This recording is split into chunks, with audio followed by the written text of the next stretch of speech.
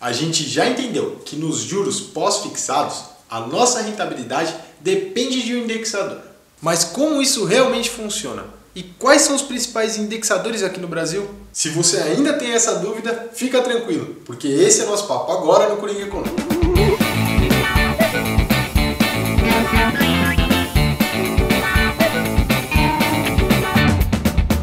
A forma mais fácil de você entender é com um exemplo. Você por acaso já alugou um imóvel? Então, quando nós alugamos um imóvel, todo ano o valor desse aluguel é corrigido por um negócio chamado IGPM.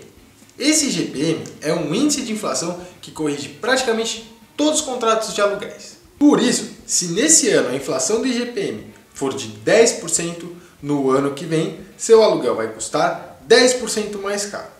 Mas se no outro ano a inflação for de 5% pelo IGPM, seu aluguel vai custar somente 5% mais caro. E assim é feito, ano após ano. Até aí é fácil, mas e os indexadores? Os seus rendimentos vão depender de um índice, que a gente chama de indexador. E já que a gente está falando do IGPM, vamos começar com ele. O IGPM é o Índice Geral de Preços do Mercado.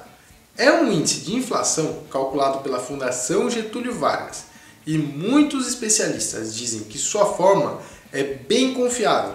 Por isso, apesar de não ser a inflação oficial do país, ele acaba sendo uma importante referência para o mercado financeiro. E para seus investimentos, ele é utilizado como indexador de debêntures, títulos públicos e outros títulos. E é indicado para quem está procurando rentabilidade maior do que a inflação. E já que a gente está falando de variação de preços, vamos conhecer outro indexador muito utilizado, que é o IPCA. IPCA significa Índice de Preços ao Consumidor Amplo. E para não esquecer, pensa que ele representa a inflação oficial aqui no Brasil. Ele é calculado pelo IBGE e, assim como o IGPM, corrige alguns tipos de títulos públicos, debêntures e outros títulos de renda fixa. Como no IGPM, é indicado para quem quer um rendimento líquido maior do que a inflação. Também existe a taxa Selic. A taxa Selic é a taxa de juros oficial aqui no Brasil e baliza toda a política monetária do nosso país. Ela é utilizada como indexador de vários tipos de investimento, inclusive a nova poupança. Para quem não sabe, Selic significa Sistema Especial de Liquidação e Custódia. E apesar dessa taxa ser corrigida diariamente, ela é mostrada na base anual. Ou seja, vamos supor que os juros no Brasil são de 7,5% ao ano. Isso é a taxa Selic. Mas para que essa taxa atinja esse valor anualmente, ela precisa ser corrigida todo dia. Se você deseja rendimentos que acompanhem exatamente a variação dos juros aqui no Brasil, escolha investimentos atrelados à Selic. E ainda existe o CDI, que, como vocês já devem saber, é a taxa de juros que um banco cobra para emprestar dinheiro para outro banco. CDI significa Certificado de Depósito Interbancário e também é conhecido somente como DI. Sua principal função é dar mais liquidez para todo o sistema bancário. E esse provavelmente é o indexador mais utilizado no Brasil, como no exemplo do CDB, que eu já expliquei para vocês no vídeo anterior.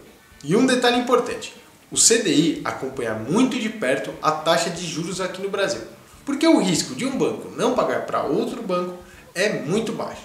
Então, muita gente chega a confundir, achando que o DI é a taxa de juros aqui no país. Mas não faça isso.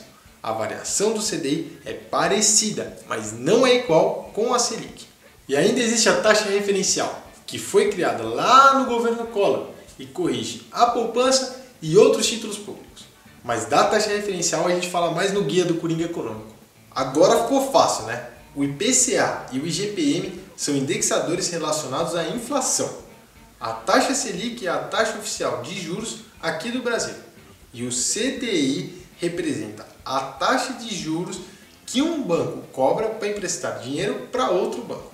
Mas não esquece, o DI é parecido, mas não é igual à taxa de juros aqui no Brasil. Eu sou o Murilo Wozniak, a gente se vê no próximo Coringa Econômico então. Tchau!